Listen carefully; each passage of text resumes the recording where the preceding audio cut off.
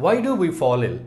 In this chapter, we are going to discuss about the reasons behind or the reasons which contribute to the diseases and how to treat the diseases and what kind of preventive measures we can follow to control the diseases. All these aspects are studied under this "Why do we fall ill" lesson. So here basically we are dealing with health and diseases in human communities, how they are affected, the health, and how the diseases are to be controlled and what are the various reasons for these diseases. So here in the title itself telling that falling ill means disease. Let us try to find the meaning of a disease. What is a disease? Disease means a kind of disturbance in the functioning of our body. Any disturbance. How the disturbance is caused? Always disturbances are caused by something external.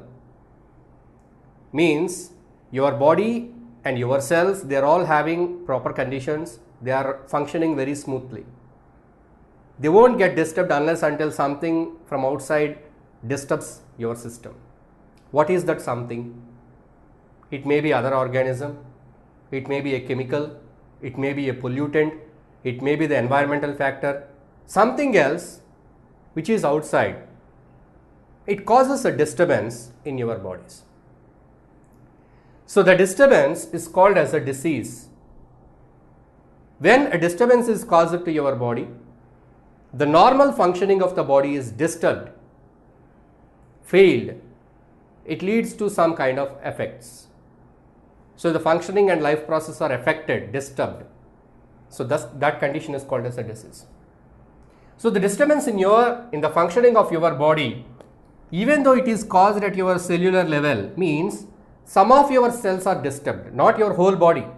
Some cells in your body are disturbed by some external agent, either other organism or any other chemical or physical damage whatsoever. Some cells. If that cells are damaged, it will show the effect on the organ, that particular organ. Say, for example, some malaria organisms enter your body, they reach your liver. So they affect few cells of your liver, but later the organ liver is affected, later your digestive system is affected, later your blood is affected, so by that the whole body is affected.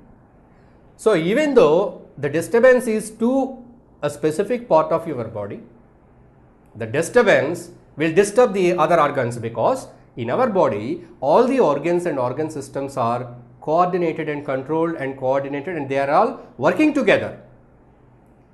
Say, for example, your breathing is affected. A person is affected by some disease like asthma or some tuberculosis. The person is coughing and not able to breathe. That means his breathing is disturbed. So the cells in his lungs are disturbed by some microbe. So by that he is not able to breathe properly. So the disturbance is to one part, lungs. If he is not able to breathe properly, he cannot supply oxygen to the other body parts. So what happens? Energy is not produced in the bodies. The heart, it needs oxygen to pump. The brain, it needs oxygen to work, think. So as a deprived condition of oxygen is created due to the poor functioning of the lungs, the person's total health is disturbed, body is disturbed. He is not able to supply oxygen to the body, he falls short of breath, he becomes unconscious. Sometimes it may take to the conditions like coma, and finally it may lead to death. See, so the disease affected to a particular part, it affects that particular part and that total system. And if one system is affected, it will affect other systems also, because all the systems, they work in coordination with one another. So thus that is how a disease, it causes a disturbance at a very large scale. Even though the disease is only the infection to some part of our body, that effect will fall on all the other parts overall on the body. That is the aspect here we have to understand. So let us see the health and its failure. When does health fails?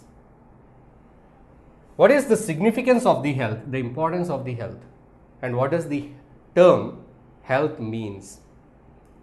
I already told you that health is a proper well-being of an organism, of a human.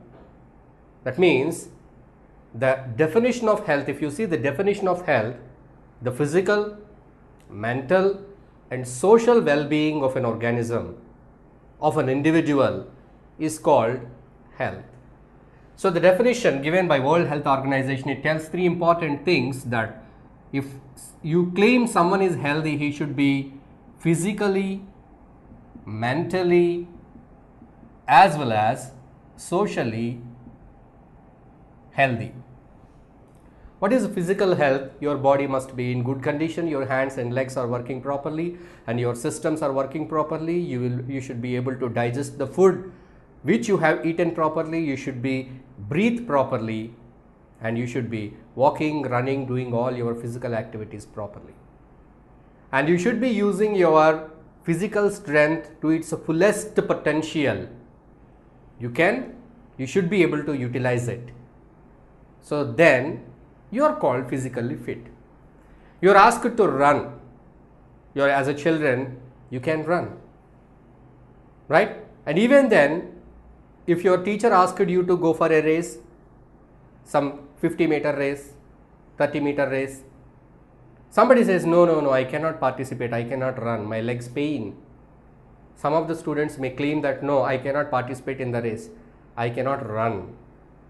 Some will be too fat, they are obese, they say I cannot run.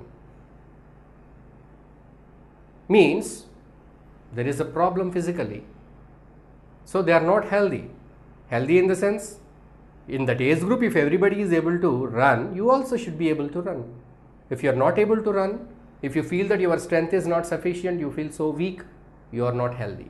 You should get it checked for doctor, take proper nutritious food, healthy food, green vegetables and such kind of foods to get good stamina and strength of your age group. So that is physical health. But physical health is not only health, they should be mentally also healthy. There is a boy who is very healthy, strong, stout, he can run, he can jump, he can fight, but always fighting and hitting everybody. He is not considering the emotions and feelings of others. So that is also not a healthy state. You should be mentally healthy.